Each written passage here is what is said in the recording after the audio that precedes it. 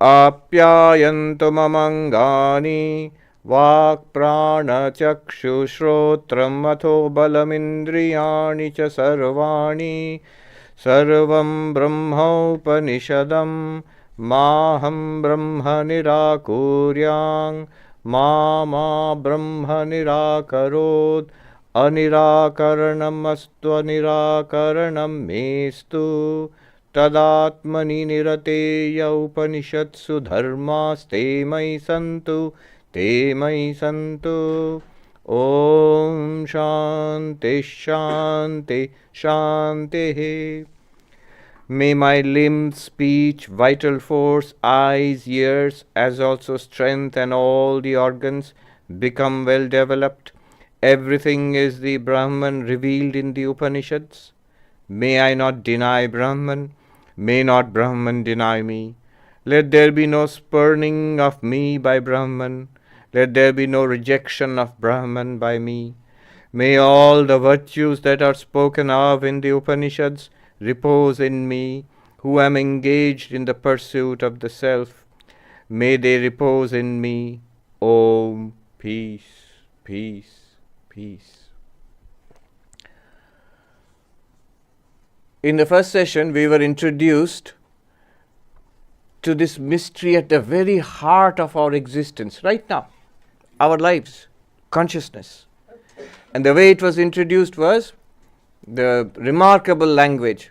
Shrotrasya shrotram manaso mano yad vachoha vacham sau pranasya pranaha chakshushas chakshuratimuchya dhira pretya asmad lokadamrita bhavanti. You wanted to know how is it that we hear and see and think and speak and well, it is because of the ear of the ear. It's because of the mind of the mind. It's because of the speech of the speech. It's because of the life of the life. It is because of the eyes of the eyes. And realizing that entity. Which entity? The eye of the eye, the ear of the ear, the mind of the mind. Realizing that, when we ascertain that, when we realize what it is, then one goes beyond, one transcends this body and mind. One goes beyond all limitations. One attains immortality, fulfillment, peace, here and now itself, and also after death. One is liberated. So, very powerful, hard-hitting teaching in one long sentence.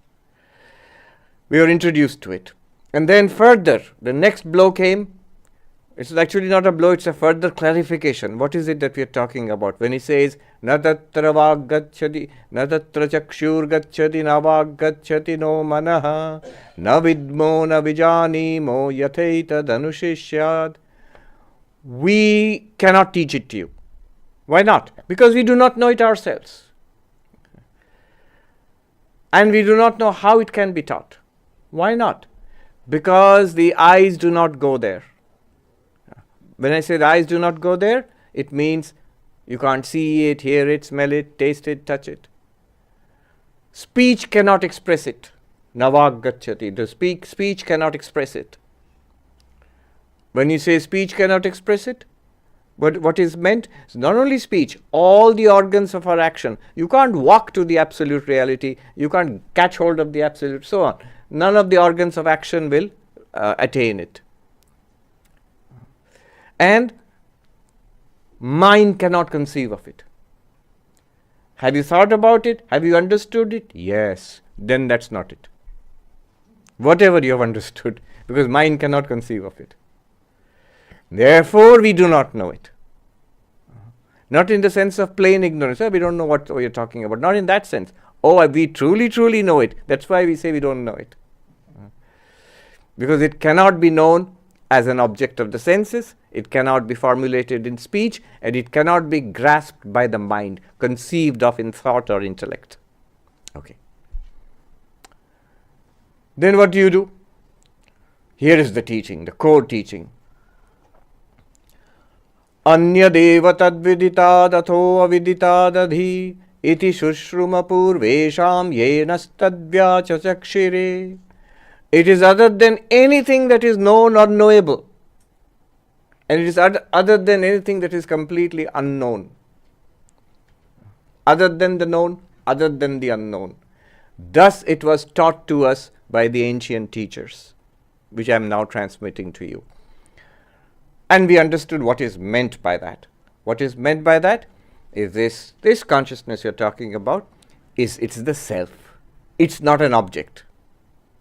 What we are looking for is not an object to be known or to be unknown.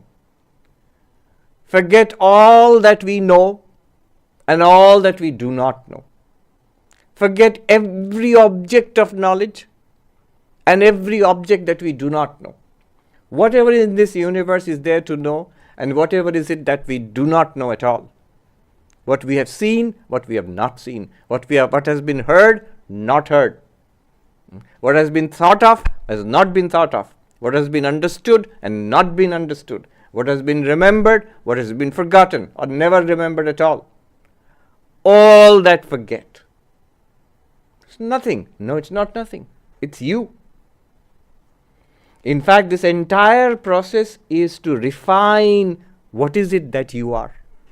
What is it that I am? It is pointing towards the eye of the I. So the first question, by what light are we able to see, hear, smell, think, talk? What did it do? It drew our attention to our experience of life here and now. Notice how beautiful it is. It is not a question about what to believe in and what not to believe in. Your experience of life right now. So it's not a question of faith in something. Second, it's also not something extraordinary. Notice the nature of the question. It's not a question like, say, Vivekananda asked Sri Ramakrishna, have you seen God? No. It's a question about, do you see, hear, smell, taste, touch? Do you think? Do you speak? Do you have these experiences? Do you breathe in? Do you breathe out? Are you awake? Do you dream? Do you sleep? Our quotidian, daily experiences, always available, all the time. That's what the attention is drawn to. That's the question. And then the answer comes, all of this, which we call our daily life, which we call our life, is because of something called consciousness. It does not mention that consciousness. It just says that it is something distinct from the body and the mind, and from the body, from the senses, from the mind. It's distinct. But it pervades all of our experiences. Bodily experiences, sensory experiences, inner world of thoughts and feelings. It pervades all of that and makes it possible. And it is one. These are the distinctions, remember?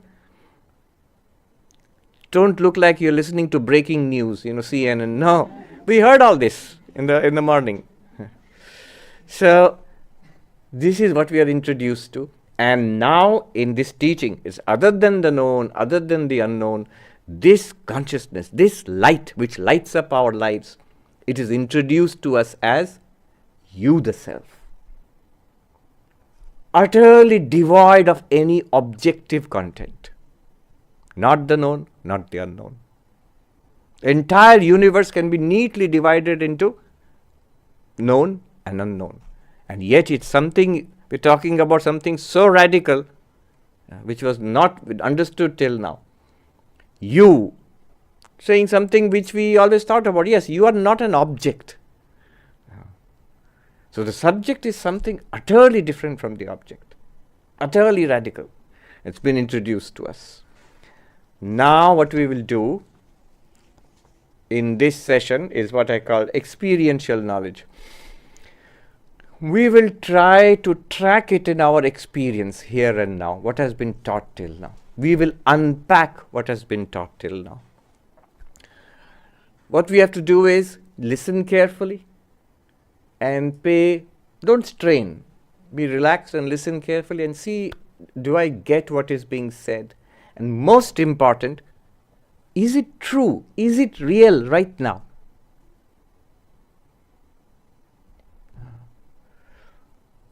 I will say some stunning things, some amazing things about you, which you never thought of earlier. But it's a fact, and it's such a straightforward fact. Vivekananda calls it an open secret. It's only when I point it out to you, if we have understood what has been going on, we have been listening to Vedanta earlier also, if we have understood what has been going on, we should be able to say, of course, obviously. And yet it is. We never thought about it earlier. Right now. And we will keep noticing it and staying with it.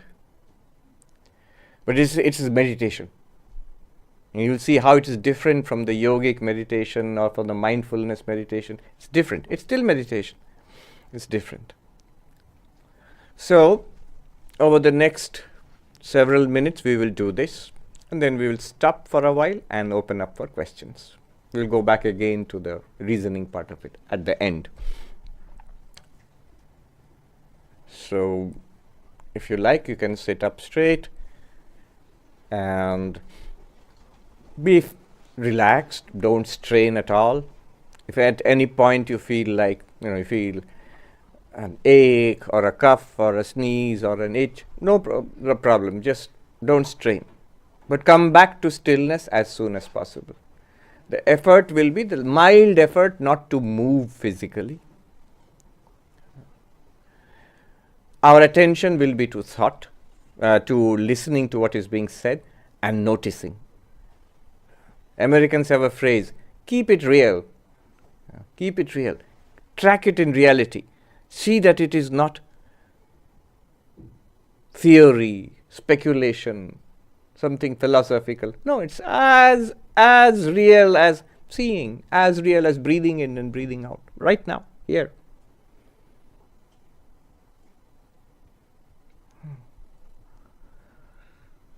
If you can keep it real till the very end,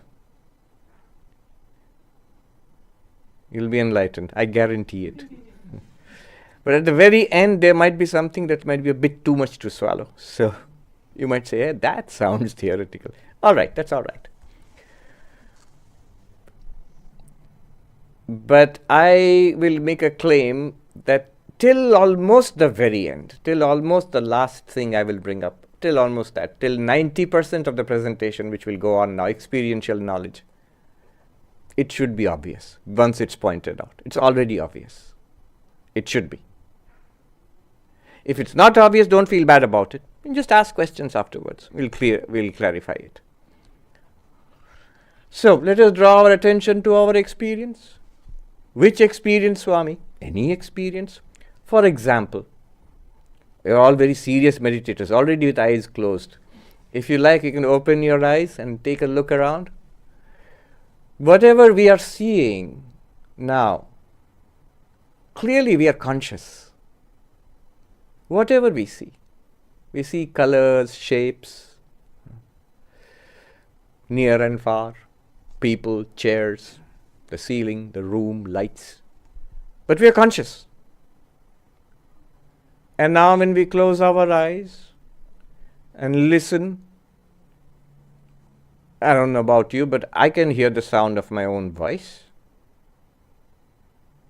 And if I keep quiet, I can hear the sound of the traffic outside.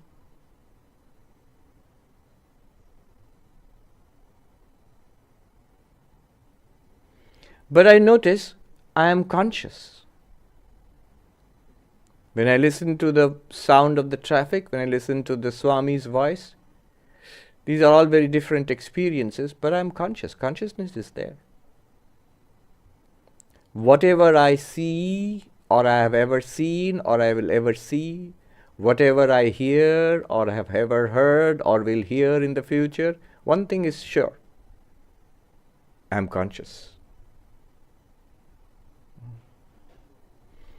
And by the way, you don't have to keep your eyes closed also. If you at some time you feel, open your eyes and listen to me. You can do that also. And anytime you feel, you close your eyes and turn inwards, you can do that also. No worries about it. And it is the same consciousness. What do I mean by that? When I open my eyes and look at you, when I close my eyes and listen to the traffic, the experiences are very different, but the consciousness is the same. Let us appreciate in which sense it is the same consciousness experiencing colors and shapes with eyes open, and with eyes closed, focusing, giving attention to the sounds, experiencing sounds of traffic. Same consciousness. And it is the same consciousness which experiences smell, all kinds of odors. And it's the same consciousness which experiences tastes and touch, heat, cold, pressure. Same consciousness. In all our perceptions, visual, auditory, olfactory, gustatory, and what is the tactile, in all our perceptions, consciousness is there. Otherwise, perception would not be possible. And it's the same consciousness. It's been there always, and it's there now. And as long as perceptions continue, same consciousness will be there. But then notice, it is also the same consciousness in all our actions. When we speak, walk, drive, consciousness is there. These are all events taking place in consciousness. I don't mean we are self-conscious. Sometimes we are, sometimes we are not. Even when we are not self-conscious, these are still events in consciousness. These are experienced. I am playing a game of tennis. I am consciously playing a game of tennis. That's one experience. I'm not conscious about it at all. I'm concentrating on the game of tennis. Consciousness is there. Will I ever say, I played the game of tennis, but there was no consciousness there? Nothing was there. Impossible. If you claim to play the game of tennis or listen to a piece of music, there must have been consciousness to enable that perception, to enable that action. So all actions, all our actions, whatever we do, there is consciousness in the background. You can call it consciousness, you can call it awareness. Come to our inner life. Thoughts, memories, judgments, desires, likes and dislikes, the sense of ego. Everywhere in the background is consciousness. Look inwards. Think a thought. What thought, Swami? ABCD. This is consciousness, clearly. That's why I've experienced ABCD. Every thought, consciousness. Every feeling. I feel good. There is consciousness there. I don't feel so good. There is consciousness there. And it's the same consciousness which give you the experience of feeling great, which give you the experience of feeling depressed. I feel love. Consciousness is there. I hate. Consciousness is there. The feelings are very different, but consciousness is there, and it's the same consciousness. In all our thoughts, in memories and emotions, feelings, consciousness is there. Therefore, my point here is that in all our perceptions, actions, and our inner life of thoughts and emotions, consciousness is constantly there. It's there. This consciousness, which illumines our perceptions, which enables and illumines our actions, which enables and illumines our thoughts and memories and emotions, such a tremendous variety. But this consciousness which is constantly there is one and the same. In Sanskrit, this is called Sakshi, the witness consciousness. Sakshi. Doesn't matter what the name is, but this is one term which illumines all perceptions, actions, thoughts, memories, feelings. Sakshi. Notice you're relaxed, breathing normally. Be aware of the in-breath and out-breath. And of course, you will notice there's consciousness there, right? Yes, of course. Now let us notice one more interesting thing about this consciousness, this awareness. That it is continuously there. It is constantly there. There is no break in it. When you see something with your eyes open and when you don't see anything, consciousness continuously illumined the seeing and then the blank, the darkness of not seeing. When you are hearing things and then you put earplugs and don't hear anything, consciousness constantly illumined the sounds and the absence of sound. Perceptions and the absence of perception, constantly illumined by consciousness. Thoughts, gaps between thoughts, feelings, memories, loss of memory, all constantly illumined by consciousness. Consciousness is always there, or rather, always here. Somebody used the term, never not here. When you're listening, relaxed, listening, if you feel your mind wandering, open your eyes. Take a look at me. If you feel falling asleep, consciousness will be there, but the attention will go away. And the listening will not, experiential knowledge will not happen. Consciousness does not require any effort. But this attention requires effort. Therefore, if you feel my mind is wandering, I'm thinking about other things, open your eyes. Look at the orange guy who's talking. And then again go back to, if you feel inward again, go back there. So this constant presence of consciousness, in the presence and absence of perceptions, in the presence and absence of actions, in the presence and absence of thoughts and memories. This constant presence of consciousness, this is called nirantaram, without break. Nirantaram. I remember in the mountains, I was sitting and studying with a monk, and to explain this Nirantaram, we were sitting on the bank of the Ganga in Gangotri. And he said to us,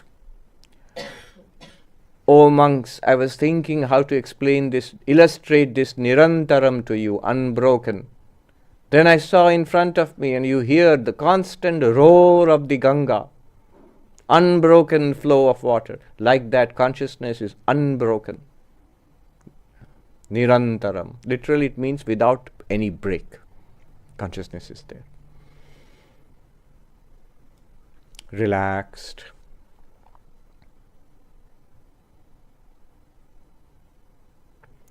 Notice one more feature of this consciousness, this awareness.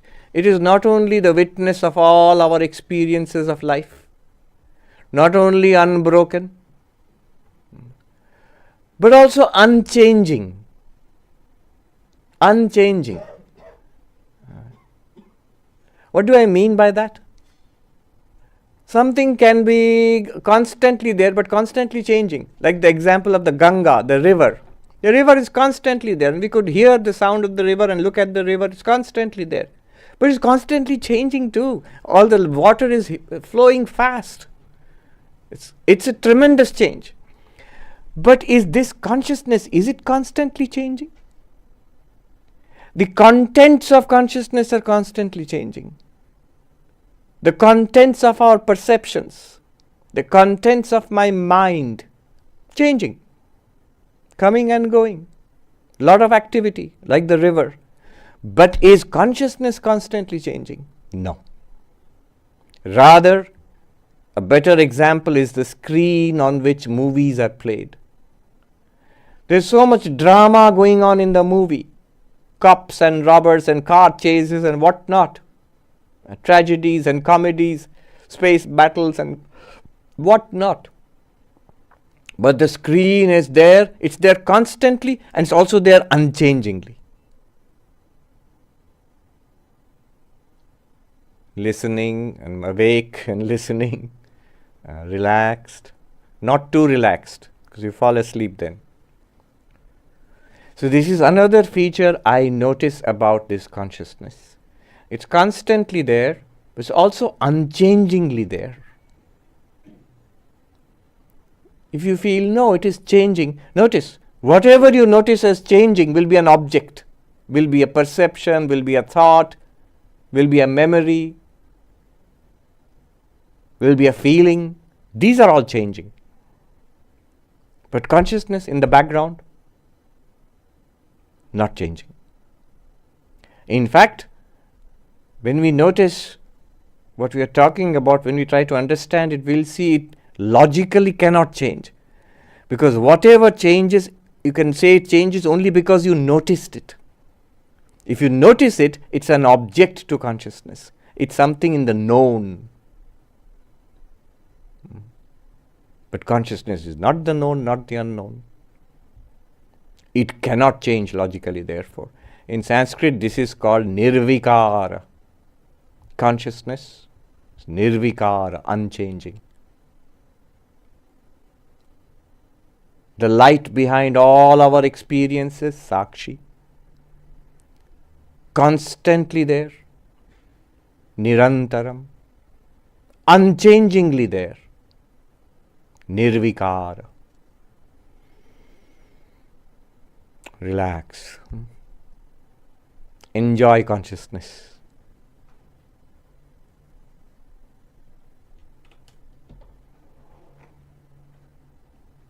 Whatever happens,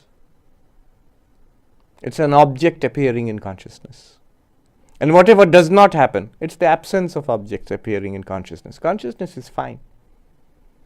In fact, that brings us to another interesting feature of consciousness. It is ever the same. Not only it's ever there and constantly there and unchangingly there, but it is always the same. Consciousness is not damaged or traumatized by our experiences, no matter how horrible our experiences. Body may be damaged, body may be wounded, injured, sick. Mind may be upset, even traumatized, even deeply unhappy. But consciousness by itself, if I meet with a sudden shock, maybe an accident, maybe I hurt a part of my body, there's an injury, and maybe my mind is very upset. But apart from the injury to the body, apart from the upset in the mind, by itself, did anything happen to consciousness? Except that it revealed these experiences. Nothing.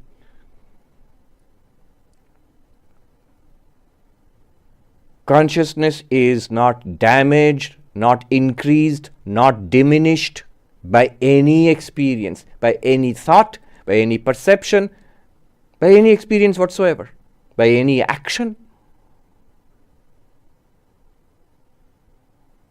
No matter what happens to the body, no matter what happens to the mind, consciousness is not affected.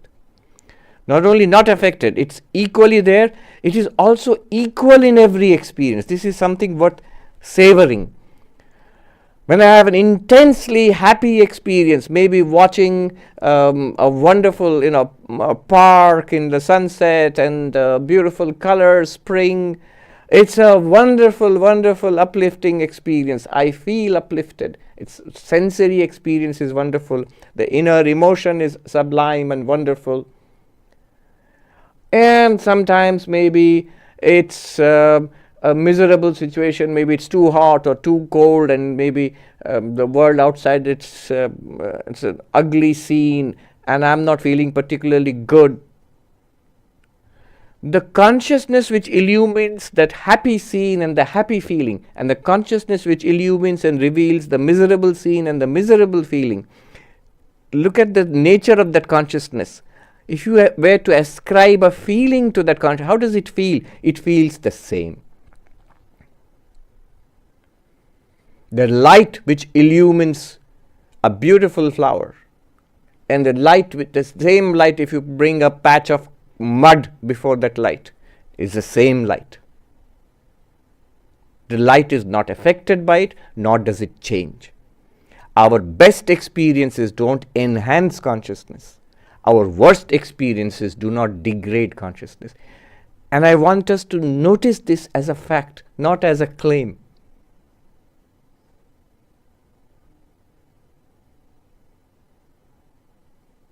You'll see how wrong it is to use terms like consciousness enhancing drugs, change in the state of consciousness. I have developed my consciousness. In all of these cases, you mean a change in the mind, a change in our sensory experiences. Consciousness itself has not changed. This ever the same, never damaged, never deteriorating, never traumatized nature of consciousness, ever the same, homogeneous everywhere, in every circumstance.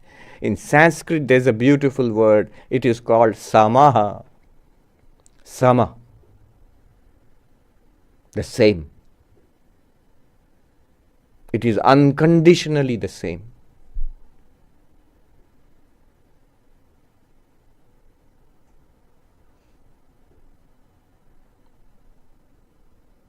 Let us appreciate that whatever our experiences are, ever have been, because it's constantly there, even when I did not notice it, when I never thought about it, it was there all my life.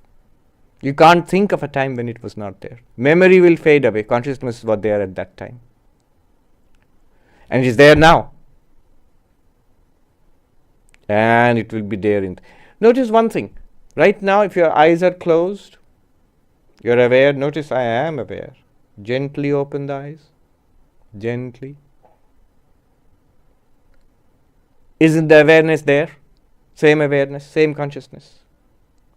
Wasn't it constant? Wasn't it unchanging? Wasn't it samaha? Equal? The experiences are not equal. When I close my eyes and I open my eyes, it's a much richer experience. When I close my eyes, it's uniform blankness. It's samaha. Notice another thing about consciousness. It's directly accessible to us. How far is consciousness from you? Is it very far? Is it close? Yeah, it's closer than the close. Upanishad says nearer than the nearest. It's you. So it's closest to you. It's directly available to you. Let me put it this way. There are things which if you open your eyes, you can see. With your ears, with our ears we can hear. With our skin we can touch, smell, taste. These are called in Sanskrit pratyaksha, directly perceptible. Sound, sight, smells, taste, touch, directly perceptible.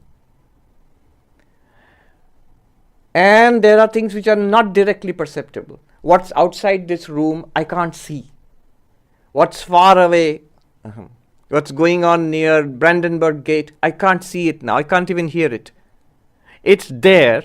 My knowledge of Brandenburg Gate or what's outside Berlin, it is called indirect knowledge, not available to my senses. So knowledge which we can have, experience it directly with our senses, seeing, hearing, this is in Sanskrit called pratyaksha, perception, literally perception. But that which is beyond the range of our senses is called paroksha, beyond the range of our senses. But what about this Atman, this consciousness, this awareness? Is it something that you can see? We were just told you can't see it, you can't hear it, smell it, taste it, touch it. So it can't be seen. It's not pratyaksha. It's not a perception. I am aware. But how do I know I am aware? How is this awareness evident to me? Not by seeing it. Not by hearing it. Rather, seeing and hearing are mediated by that awareness, are enabled by that awareness. Oh, so it is beyond the range of my perception? Do I have to read about it in the news that I am aware? If I ask Swami, ask me, check, are you aware? I say, Swami, let me check my news, the phone. Am I aware or not? Google, tell me, am I aware? No. I remember once when Siri became a new thing, we asked in the monastery in Los Angeles, in Hollywood, one monk in front of me asked Siri, what is consciousness? And Siri replied, it is strange that you would ask me that. That you would ask me that. Do we have to check? No. This consciousness is not something which is perceptible, pratyaksha. It's not something which is imperceptible also, which we have to depend on, somebody has to come and tell us or have to read in a book. No. It is rather directly available to us, prior to perception. In Sanskrit, it is not pratyaksha, it is not paroksha. The Sanskrit word for it is directly experienced, aparoksha. The literal meaning of aparoksha is non-indirect. Not direct. Direct, seeing, hearing, smelling, tasting. Indirect, distant. You tell me, I will hear. Or I'll read about it on the phone. Indirect knowledge. I read about it in the book. My teacher told me. It's there in my holy book that there is a heaven. These are indirect knowledge. Direct, what I see. But consciousness, it's not direct. You can't see it, you can't touch it, you can't smell it.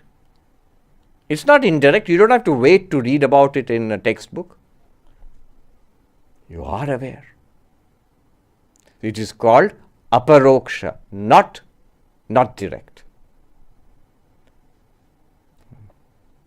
Aparoksha. I sometimes translate it as directly available or always available, instantly available to us. See, all that is known through senses depends on the senses. Yes, this is direct perception, but still depends on my senses. I should be able to see, to enjoy this. I should be able to hear, to listen to this. So it is direct perception, no doubt, but always mediated through sense organs and the mind. But consciousness is not mediated through sense organs or the mind. Consciousness is directly revealed to us. I am aware is directly I am aware.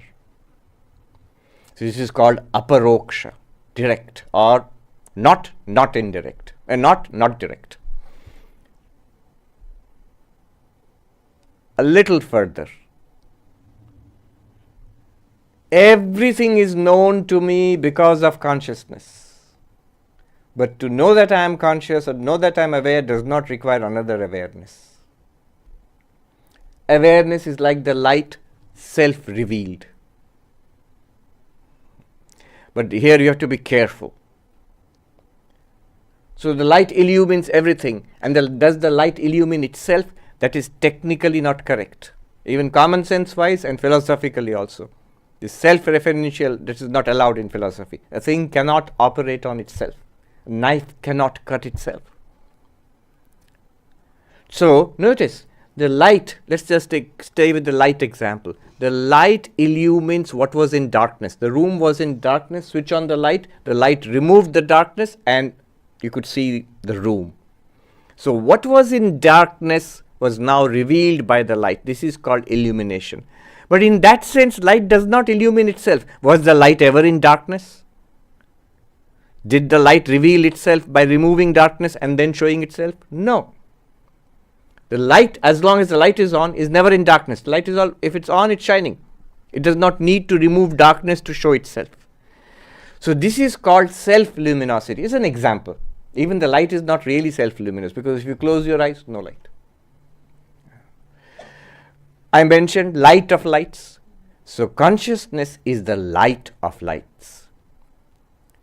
It is the ultimate self-luminous entity, which is itself shining and revealing everything else. What do you mean by everything else? It reveals the mind And through the mind, we are aware of the sensory systems. Through our sensory systems, we are aware of the world, by which I mean we see the world, hear, smell, taste, touch.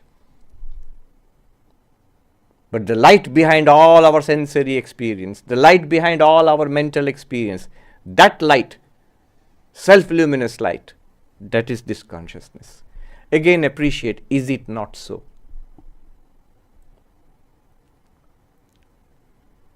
My knowledge of consciousness, my awareness that I am aware, on what does it depend? You might say, well, at least I have to attend to it, then only I am aware that I am aware. Yes, but even when I am not aware of my awareness, is awareness there or not? Yes. Otherwise, I wouldn't have any experience of life. This is in Sanskrit called Swaprakasha, self-luminous. Consciousness is self-luminous. Swaprakasha, directly shining. The Upanishads make a big deal out of it. One of Swami Vivekananda's favorite lines in the Upanishads, found in the Katha Upanishad, in the Mundaka Upanishad, Tameva bhantam anubhati sarvam tasya bhasa sarvamidam vibhati. That shining, everything else shines here. By its light, everything here is lit up. So consciousness shining, everything else shines here. Everything else means mind, senses, world. By its light, everything here is lit up. By the light of consciousness, everything in our inner life and our sensory life, external world, everything is lit up by the light of consciousness. This is called in Sanskrit Swaprakasha. Swaprakasha.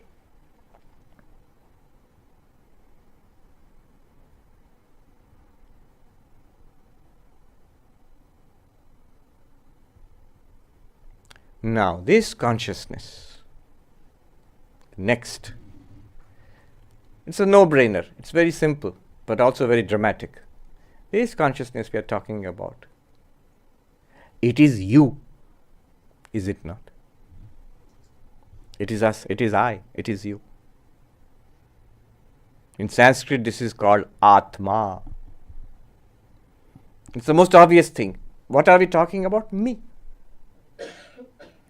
But notice this you, which is consciousness. Clearly, this you is not the body.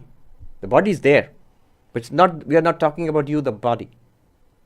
We are not even talking about you, the mind, because even the mind is an object to consciousness. It is the known.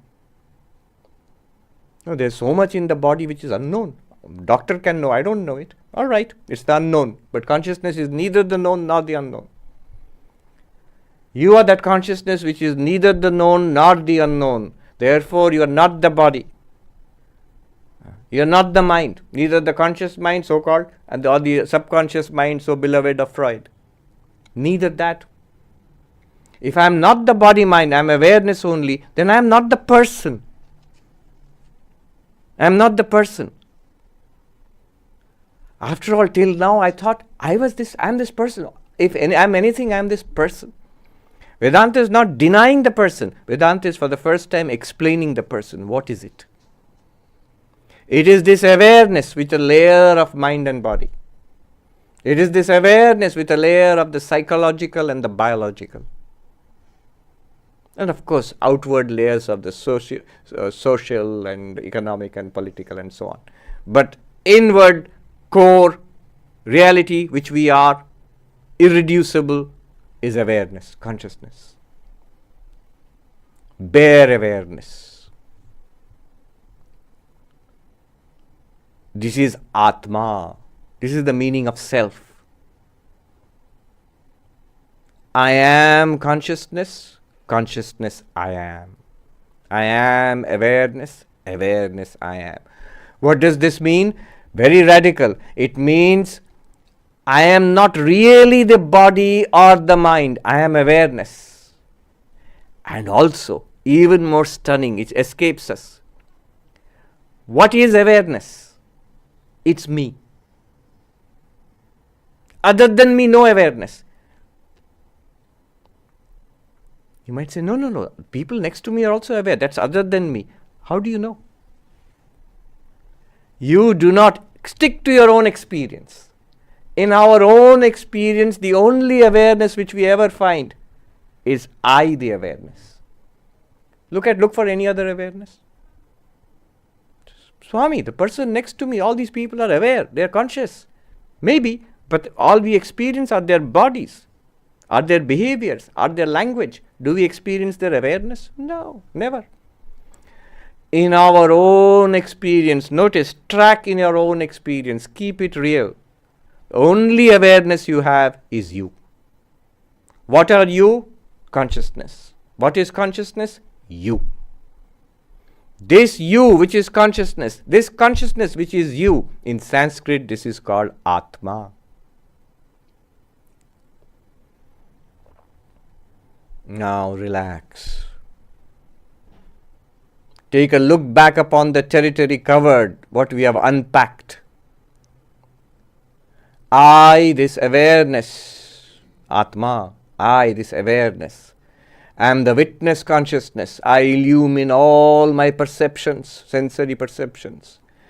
I illumine and reveal all my thoughts and memories and judgments. I illumine and reveal all my actions, all these actions going on with the body, with the speech. I am the Sakshi, witness consciousness.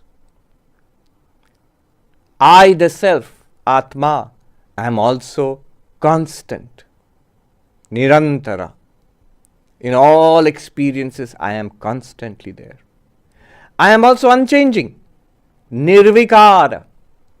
Not only constantly there, experiences are flowing like a river.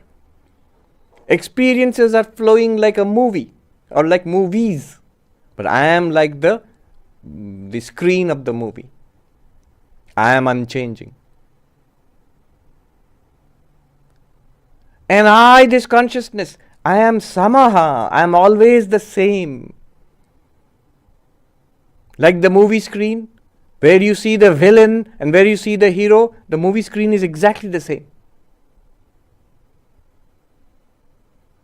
I am ever the same in my most pleasant experiences and in my most unpleasant experiences. Not only that, my experiences in life leave a scar on my body, on my mind, but not on me, the consciousness. Samaha. And how far do I have to go to find myself, the consciousness? Not far at all. I am right here. When am I available to myself? All the time. Where am I available to myself? Everywhere and here. I am the closest to myself. Consciousness is always closest to me. Always readily available, instantly accessible, directly accessible. Does not require sense organs like perception. Does not require reading a book or looking at the news like the paroksha, the indirect knowledge. It is not directly available to me. That is aparoksha. Instantly, effortlessly, right here, all the time, available to me. This is called aparoksha. But how do I even know this? I am experiencing it. But look at the nature of the experience of consciousness, this awareness of awareness. Look at it. It's not something revealed to me by my sense organs. It's revealed by itself. Swaprakasha. It illumines everything and it reveals itself. It is the light of lights. And it is me. It is I, the real I. It is the I of the I. Atma.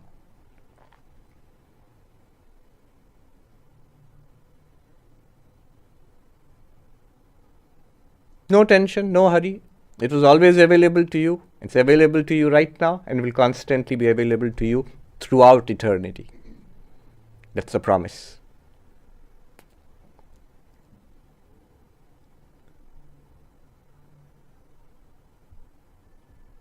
This is the Atma, the self, the I of the I. Now, I will make a claim here. See how far it tallies with your experience, with your conviction, with your clarity. Whatever I have said till now, should be pretty easygoing for everybody. Easygoing in the sense, don't struggle with it conceptually. Just notice, is it a fact? When I look at it naively, uncritically, does it feel like, does it appear to be a fact? It should. If it doesn't, formulate your questions afterwards, the doubts can be cleared pretty easily. It's very directly available. One can not only understand this, one can come to see it. The best way of understanding is to see it. See it means notice it in your own experience. Take a look. You'll understand it. Now the next part of what I'm going to say, that a little more will go ahead. This might seem more difficult, but I'm going to make the claim here. What I'm going to say next is also equally, directly, easily available to us, already a fact. But it might sound a little heavy going. I say, wasn't this heavy going enough? Not at all. It's very simple as your own existence. I'm just unpacked what we studied in the morning. I've just shown us what we already are. We just explored ourselves, our self, capital S. But now, the exploration goes really deep, further. This Atma, this self, this you, which is consciousness and consciousness only, this bare awareness, it illumines all our waking. And when we fall asleep and we lose sight of this world, we lose sight of this body, we have no connection with this, we don't experience this body, and we generate a world of dreams. A world of dreams. It comes up. Isn't it this very Atma which is illumining that world of dreams? Yes. It is also the witness of our dream experiences. When the physical world disappears, when I'm not even aware of my body, the same Atma dreams.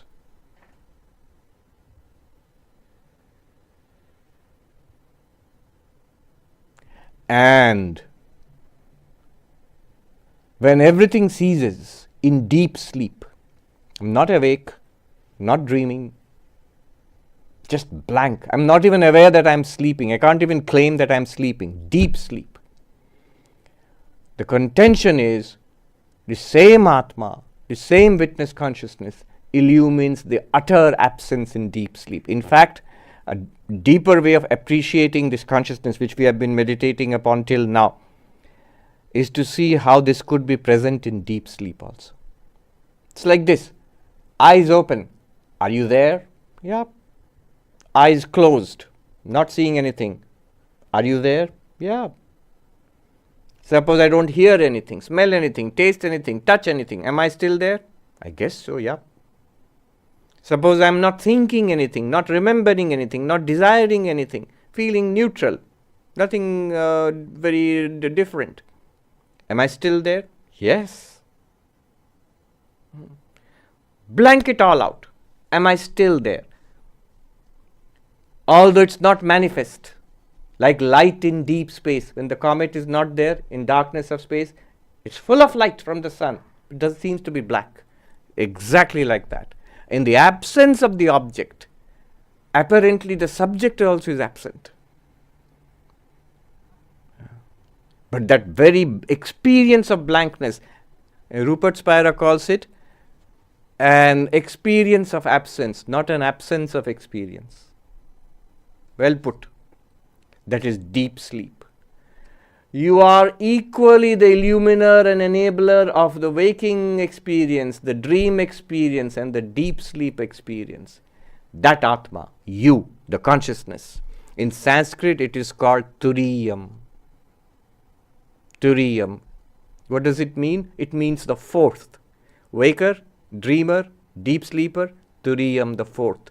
That one consciousness which in the waking world appears as the waking person. The one consciousness which in the dream world appears as the person in the dream. That one consciousness which in the deep sleep does not appear. That one consciousness is called Turiyam. You are that. Again, I hope you can say, yeah, that's fairly obvious. Or at least I get it.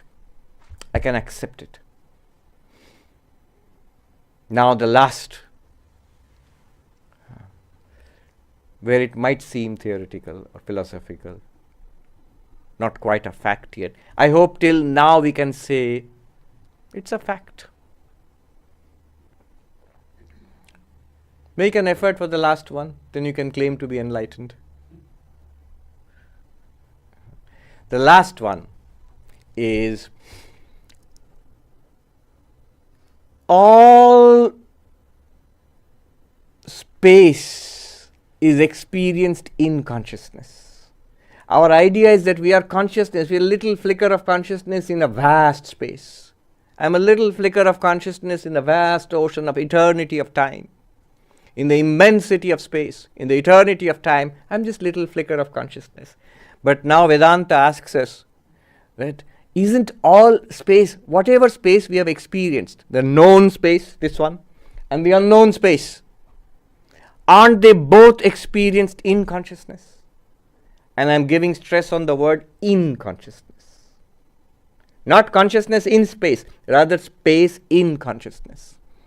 Once a monk in India, in Haridwar, a Vedanta class was going on, and the teacher was saying, you are all pervading, we are all, in Hindi, Sarvavyapi.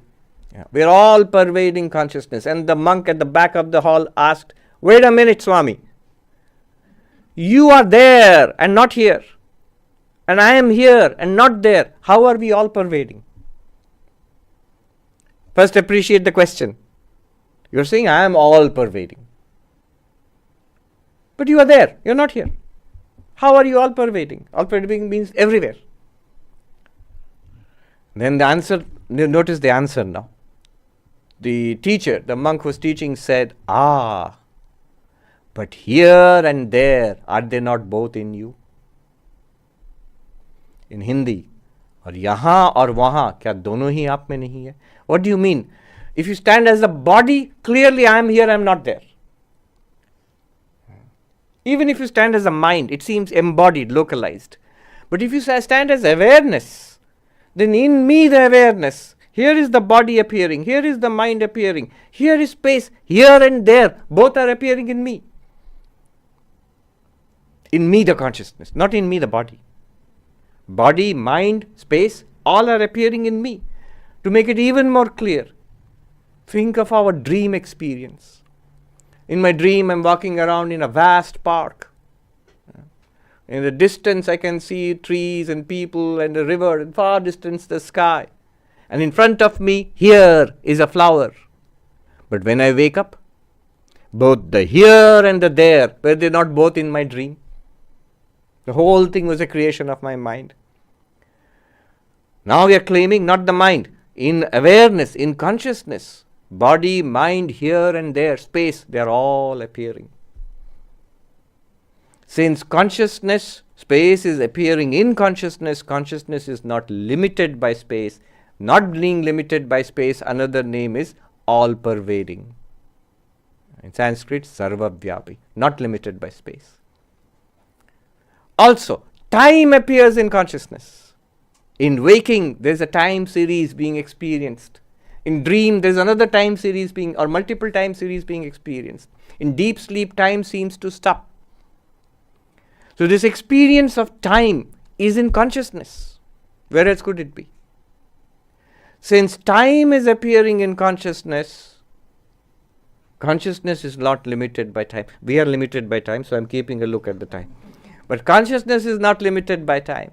Not being limited by time, in Sanskrit, Sanskrit it is called Nityam, eternal.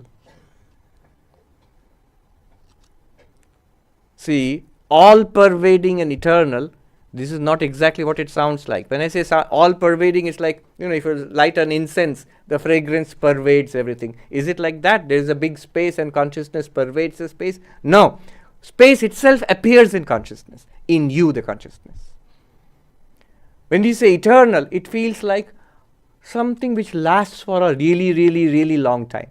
In time. No. Because time itself is an experience in consciousness. Therefore, consciousness is not bound by time.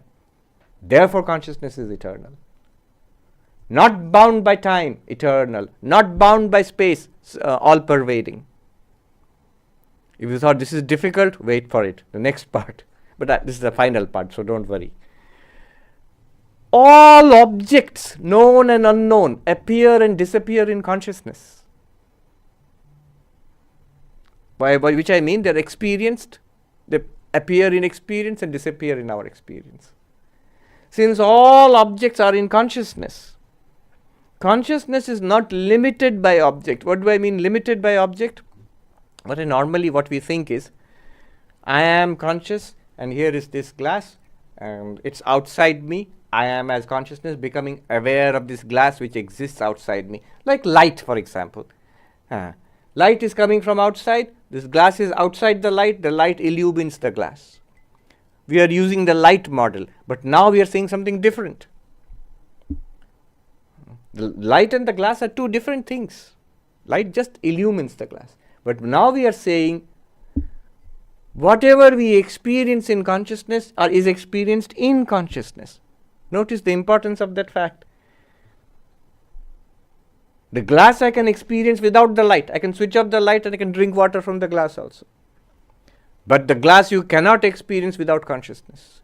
In fact, every entity, every person, everything, no matter how tiny, like an atom, or how vast, like a galaxy, they're all experienced in consciousness. You said so many things are not experienced in consciousness. That's the unknown. Whatever is revealed in consciousness is the known. But known and unknown both are in consciousness. Being all objects being in consciousness do not constitute a limit, a countable second to consciousness. No object in consciousness, which appears to be an object separate from consciousness, is actually separate from consciousness. Because it is only experienceable in and through consciousness. It can only appear, by definition, an object is something that can only appear in consciousness. And therefore it gives us a clue. It must be somehow intimately connected to consciousness. Vedanta goes all the way and says it is nothing but consciousness itself, appearing to you as a separate thing, as an object. Therefore, all objects, they do not constitute a countable second to consciousness. In Sanskrit, Advaitam, non-dual. Consciousness is non-dual. Three things we have said. Consciousness is eternal, consciousness is all-pervading, consciousness is non-dual. In Sanskrit, Nitya, Sarvavyapi, Advaitam. All three in one word in Sanskrit, limitless, infinite. Sanskrit, Anantam. Consciousness is Anantam. But this is you. So you are eternal. You are all pervasive. And you are non-dual with respect to all, not as the body, not as the mind, not as the person, but as this underlying light, this background light which you are. Atma, you are this self. This is eternal, all-pervasive, non-dual. Nitya, Sarvavyapi, Advaitam, or in one word, infinite, Anantam, limitless. You, the consciousness, this self, Atma, is limitless. You might say here, this is a little theoretical. It sounds heavy, philosophical. But the Advaitins' claim is, it's as much a fact as you say that I am aware. It's as much a fact as that. The more we understand Advaita Vedanta, the more we see it is just a description of experience. What I mean is, there's a philosopher in England, I think it was Strawson or somebody, who made the difference between a descriptive metaphysics and a revisionary metaphysics. Descriptive metaphysics and revisionary metaphysics. Descriptive metaphysics takes this world as it appears as real and proceeds to describe. Here are substances, here are qualities, here are living beings, non-living beings, here is the world, here is mind. This is a description. It makes a system out of it. Revisionary metaphysics says what we experience is not real. The reality lies deeper. What we are experiencing is appearance. Reality makes a difference between reality and appearance, and proceeds to criticize, analyze the appearance to discover the reality. Science is like that. Science is like that. Most metaphysical systems are like that. What I am saying here is, Advaita Vedanta, when we start, it seems clearly a revisionary metaphysics. It's saying world is false, there is something called Brahman. You're completely revising our experience of life. You're contradicting it flat out.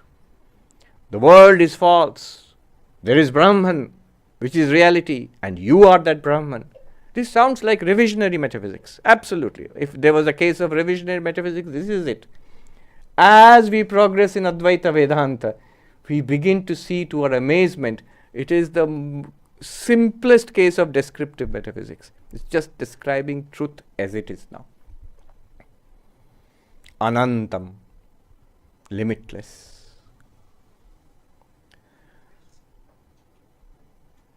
And this Atma, you, the self, what is it? You may have forgotten, but I'm telling you. Check it out yourself.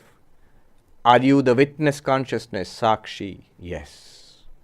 Are you constantly there in all your experiences? It's a trick question. In all my experiences, of course I will be there. So, Nirantaram, constantly there. Are you unchangingly there all the time? Nirvikaram, yes. Body changes, world changes, mind changes, but I am unchanging as the awareness. Then, Samaha, in every experience I am exactly the same. I am not damaged, traumatized, reduced or increased by any of the experiences. Yes, Samaha, ever the same. Atma, I am the self. And then, am I directly available to myself all the time? Without effort? Without any intermediaries? Aparoksha, yes, I am aparoksha. Am I self-luminous? Am I the light which lights up everything? I shining, everything else shines. By my light, everything here is lit up. Swaprakasha, self-luminous. And then, further, am I the witness consciousness which gives me the experience of waking, dreaming, sleeping? Turiyam, the fourth. And finally, am I this limitless, my own limitlessness, all-pervasiveness, eternality and non-duality, Anantam. I am this. And the claim is, this is an open secret. Vivekananda says, it's an open secret. It's always there and openly there, staring at us in our face. But we never saw it. We're so entranced by two things. First, because nobody introduced us to this. Now we have been introduced.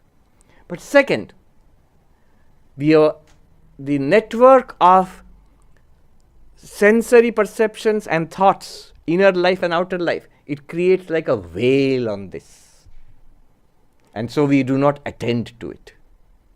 Although it's an open secret, it's always available, but it seems to be, we have gone away from it. You have never gone away. You can't go away from it. You are it. How can you go away from yourself?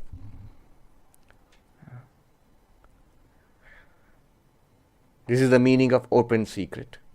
I will end with a little story and then stop.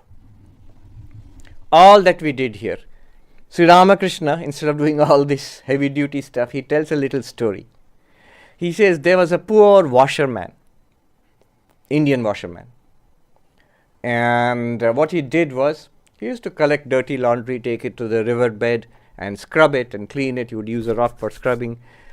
One day he found a rock, a peculiar rock. It was a big diamond, but of course he was too poor to know what a diamond is. He had never seen one, never even heard of what a diamond could be. And he thought it was a peculiar rock, but it was good for scrubbing dirty clothes, so he was scrubbing it. We are doing the same thing. We are the witness consciousness, always there, limitless, non-dual, all-pervasive. But what do we do with that witness consciousness? We are seeing, hearing, smelling, tasting, touching, walking, talking, fighting, arguing, being miserable, waking, dreaming, sleeping, living, dying, being born again. That's what we are doing with it. So he would scrub dirty laundry, but he was puzzled by what is this? Just like us, these questions. We have questions. Who am I? What is all this? So he had a question, what is this rock? He went to his friend who was a vegetable seller.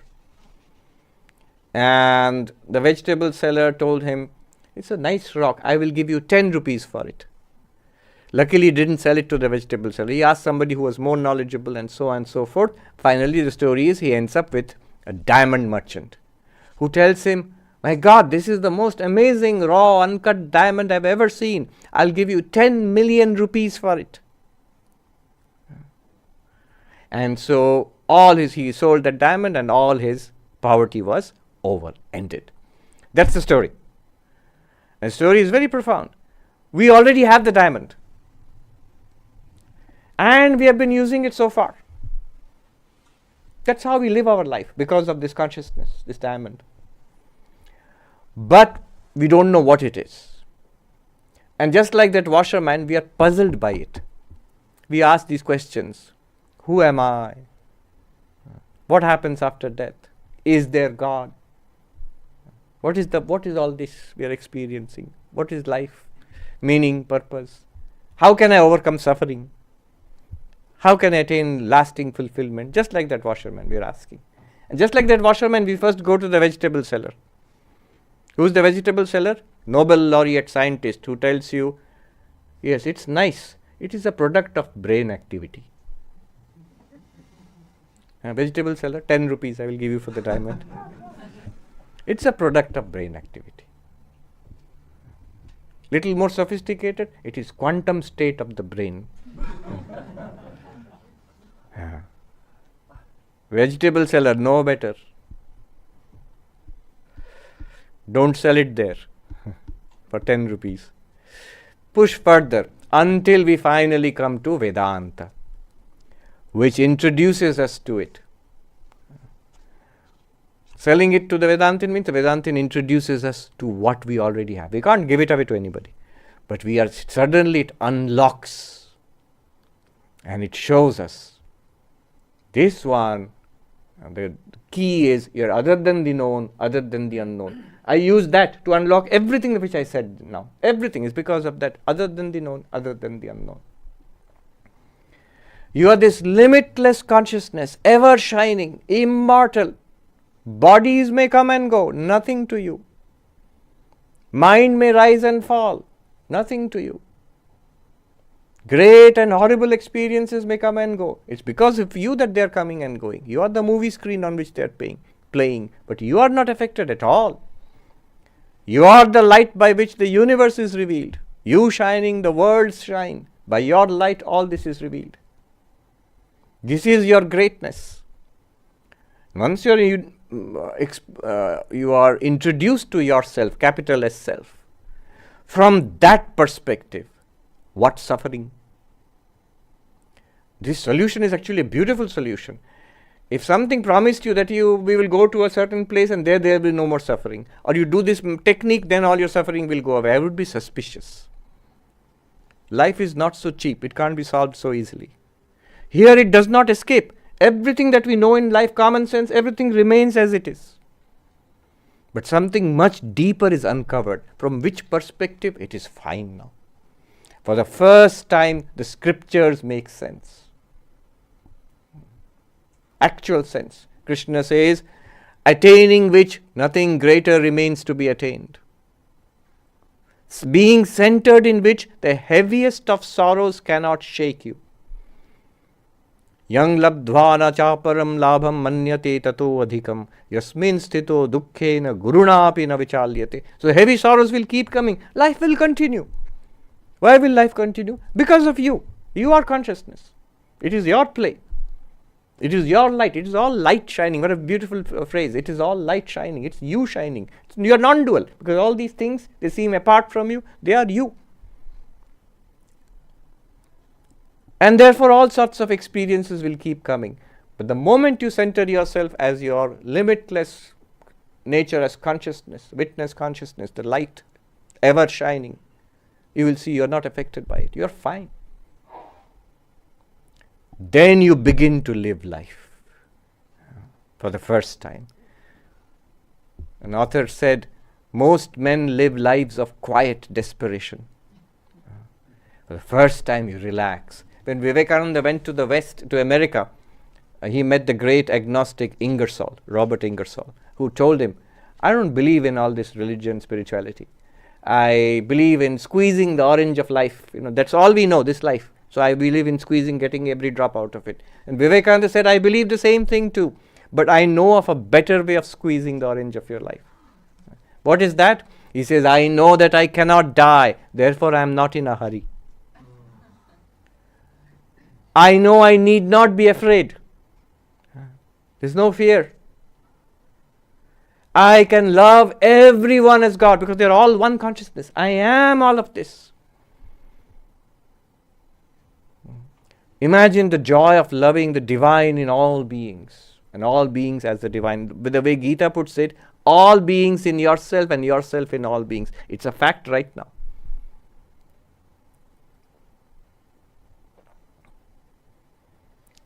Where are all these beings? They are in you, the consciousness. Where are you? You are in them, all beings. Imagine loving the whole world, everybody, humans and non-humans, every sentient being as my own self.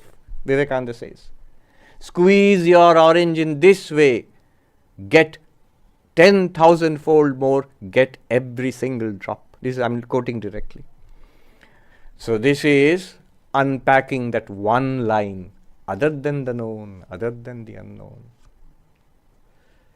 Om Shanti Shanti Shanti Hari Om Tat Sat Shri Ram Krishna Arpanamastu. This is called experiential knowledge. It's knowledge, but also I hope as much of it as possible is experienced, the more benefit you will get. If nothing of it is experiential, it's just theory, still no harm. It's a nice theory to know. But I believe for most of us, good deal of it is we can honestly claim it is already our experience. Is it not so? No, you're not confident. So it's time to hear from you. Please raise your hands. We'll go from here to the back. Please come, the gentleman here. Tell us your name and ask the question. Swamiji, my name is Prasad. Feeling blessed in your presence. Based on hundreds of videos which I have watched in YouTube, and today's session, definitely, I feel that I made some progress. Yes. I think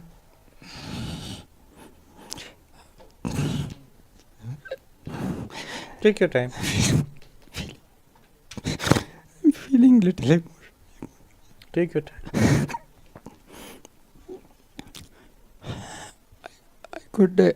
I could clearly see that I'm not my body, I'm not my mind, not even my intellect. But I always find that during the exercise, I found that was it the mind which was telling me that my awareness is constant, unchanging? Yes, yes. And then you took us to the waking state, the dream state, and the deep sleep state. And even in the deep sleep state, I found that yes, I am different and I am available. Yes. But then I couldn't see myself as part of that all-pervading. the real self. So, and then I got confused that yes, it's my mind and my intellect which is creating a block, and I was trying to see my eye with my own eyes, something like that. That was a feeling I got, and then at that point in time, I thought Yes. everything fell apart. Yes. So, What? So how can you help me Yes. get there? Till the very end, you're on the right track. And at the end, one thing only is to be added. Don't do anything more.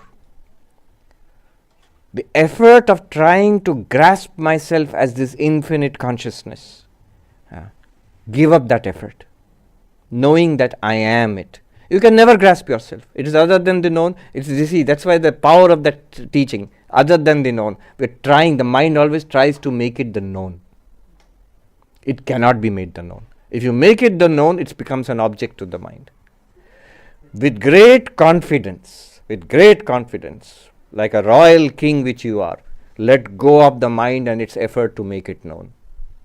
You say, thank you, mind, you have served me well.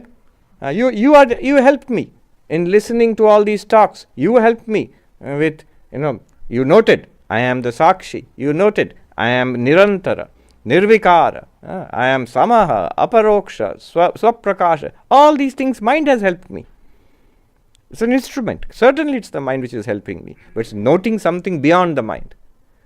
But when the mind tries to grasp it, objectify it as, now I know the self. Remember, we do not know it, the master says, nor do we know how it can be known. And that's the real teaching. You must not make it an object of knowledge. That enlightenment will be at that point of clear appreciation of what I am with the mind. I let go of the mind. I let go of the mind in full confidence. The mind will still be there. Yoga Vasishta says, and at this point, not at the beginning of Vedanta, this is at the peak, at the final point almost. At that point, Yoga Vasishta says, tell the mind, O mind, whatever you can think of, I am not interested. Because I now know I am not you. And what I am interested in, you cannot think of it. You cannot go there. You cannot go there. That is me. Till that point we cannot do it because we are so inextricably bound up with the mind. If we say that, we feel scared, as if I'll disappear. I will not be there. No, I'll be there. I am most happily there. Let the mind disappear, senses disappear, body disappear, let the universe disappear. Not 1% of 1% of the reality is lost, because I am that reality.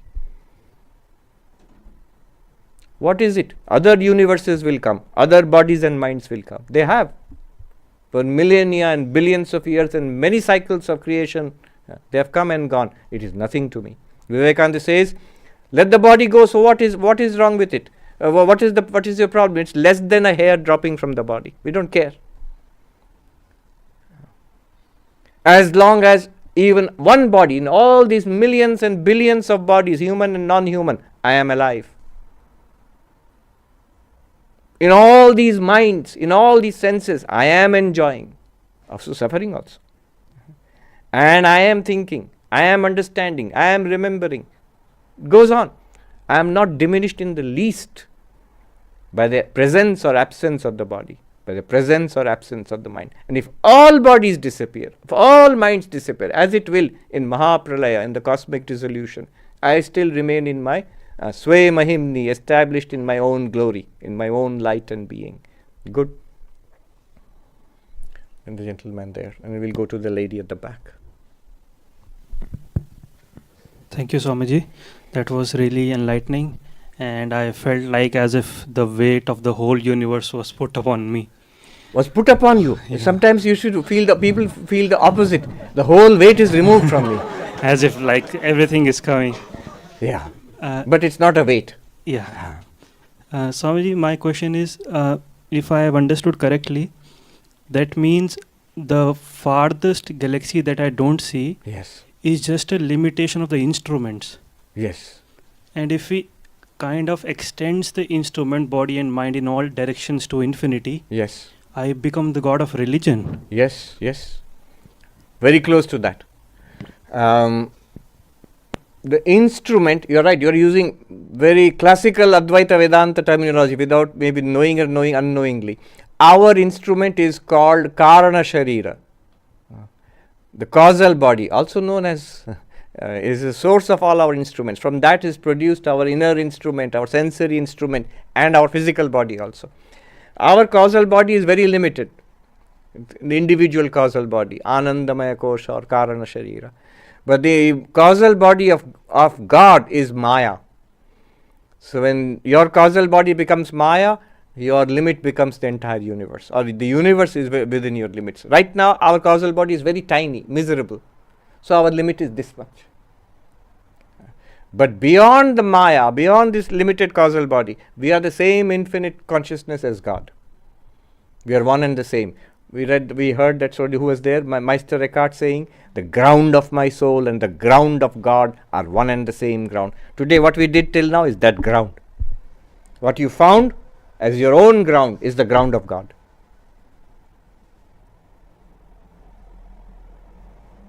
The lady there. Tell us your name and ask the question. Yes, my name is Jana. Yes. And you said before that AI is not conscious, but when I'm right, AI is in consciousness. And so could one say that AI is a little bit like a self-similar Easter egg in Maya, somehow? Yes. It's a simple distinction actually. Our common distinction between conscious and not conscious is, yes, I am consciousness and everything else is appearing in consciousness. That's true. But for practical purposes, notice we say human beings and animals and plants, they are conscious, but this table and the glass and AI or the phone is not conscious.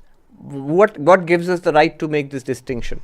The difference is this, that in these physical bodies, this body, on the living bodies here, the very fact when we say living body, there is another body present in this physical body, which is called the subtle body, which channels and magnifies consciousness or uses consciousness, what we call our minds. And physical things, just physical entities like the door or this glass or the phone or AI, they do not have that subtle body within them. So without the subtle body, every entity here will appear like just a physical thing without any inner consciousness.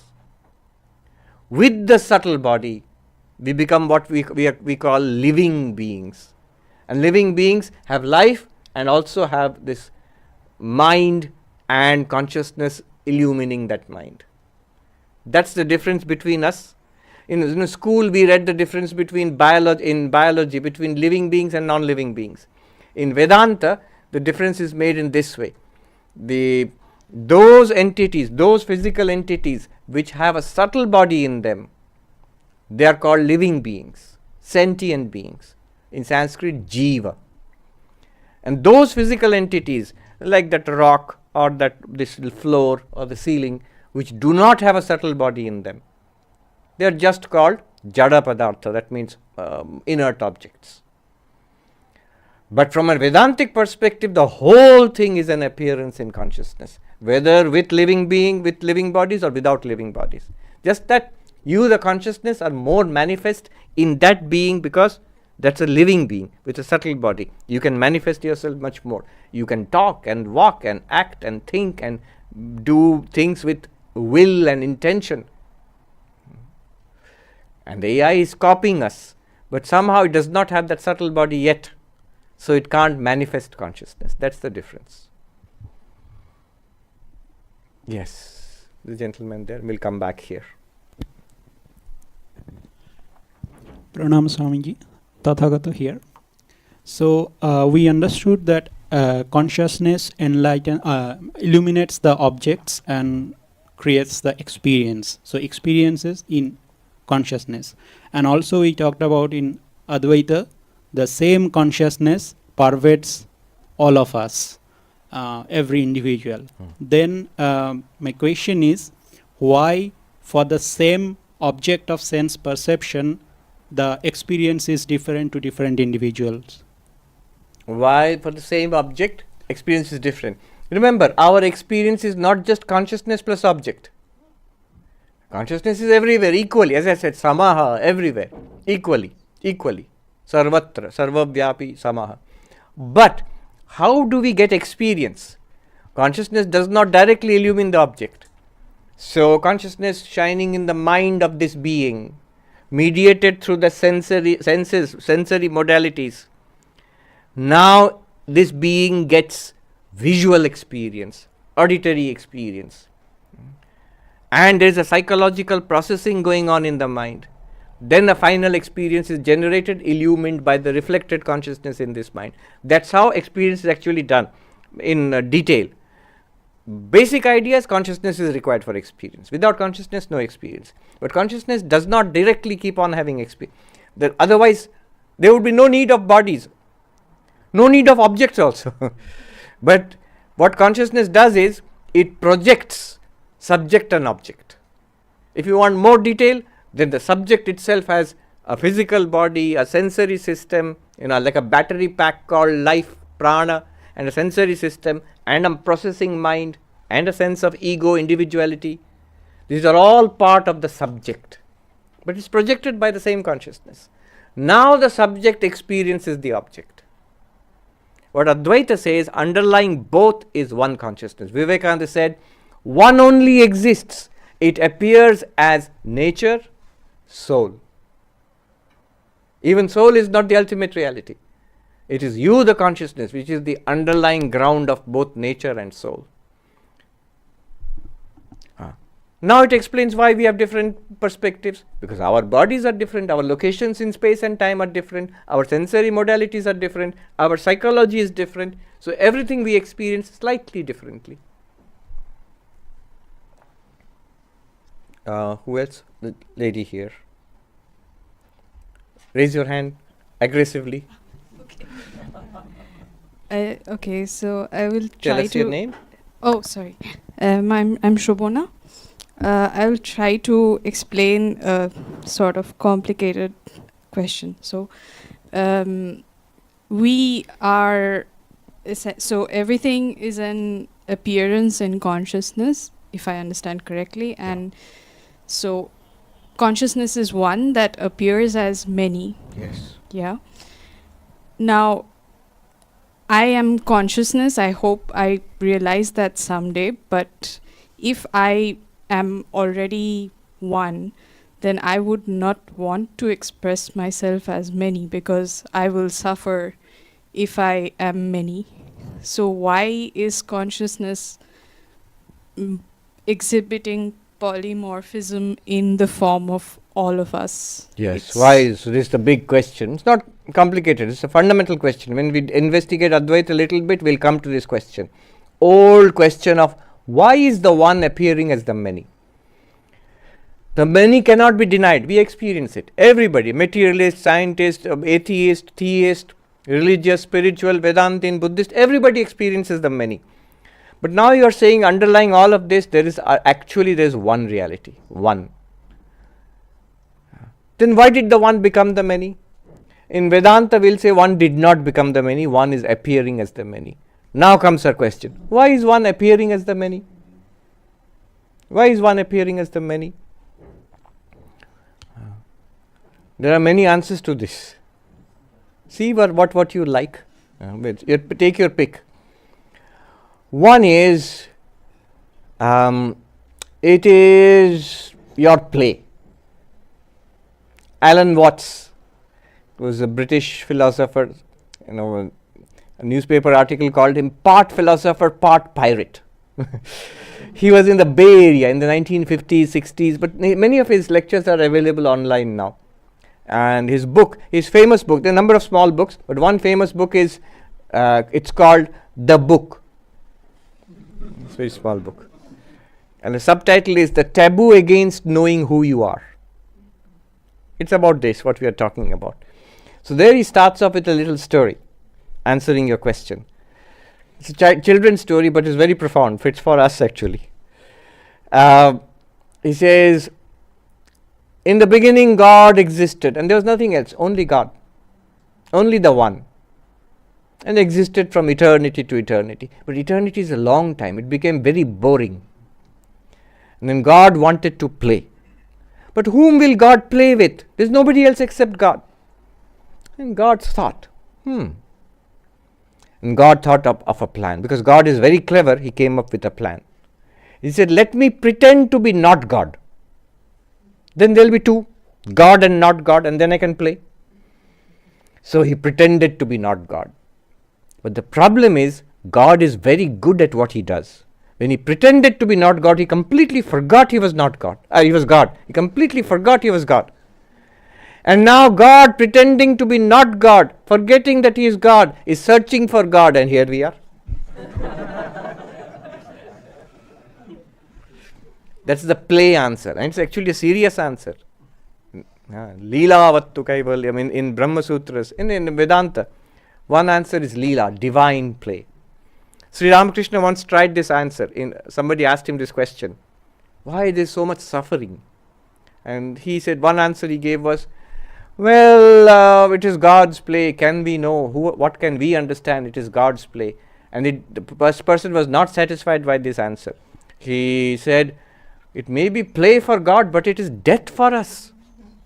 Suffering? Is it suffering? It's death for us. When Sri Ramakrishna's next answer, we can also give that answer now after all this. He said, but who are you? If you are God, if you are this limitless existence consciousness place, appearing as the world, then the world becomes your dream basically. Nivedita once asked Vivekananda, can I think of Kali as the dream of Shiva? You know that famous iconography, Shiva lying flat and Kali standing on his chest.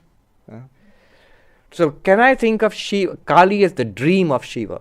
Swami Vivekananda thought for a moment and he laughed and he said, well, have it your way. So he approved, yes. This universe is nothing other than the Divine Mother, and that's your dream. You are Shiva. Now you can't complain. Even if you are suffering, but you are not really suffering. Because you are fine. If I were truly destroyed, if there was true injustice, limitless injustice, death is the end, or life and death cycle is the end, there's nothing more than that, then it would be terrible. But if there is something beyond, something transcends, and I am that transcendent principle, then in one sense I am fine. Like Sri Ramakrishna answered to Hari, the young disciple, and he says, it hurts, I can't eat, cancer in the throat. And then he said, but you are in great bliss. He said, oh, you have found me out. If in the midst of everything I can be in great bliss, or the possibility is there that I can realize that, and everybody can realize that. You don't have to be a Hindu or a Vedantin or even a human being. An alien with the same mental equipment can also become in that, because we are all that one underlying existence consciousness place. I would say, why? Why? Think about it. What are the options before? This is my answer, but I'll give you Vivekananda's answer later on, and the real answer from Vedanta. But my answer is also cute. What is the possibility, logical possibility before you, consciousness, to appear or not to appear, to be or not to be? Shakespeare. These are only two possibilities. Both you are doing.